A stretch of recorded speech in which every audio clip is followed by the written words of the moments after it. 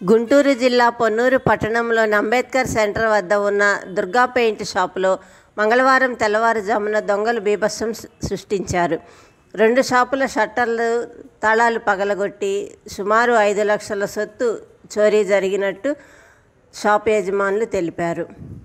పట్టణ ఎస్ఐ శ్రీహరి విచారణ చేపట్టారు.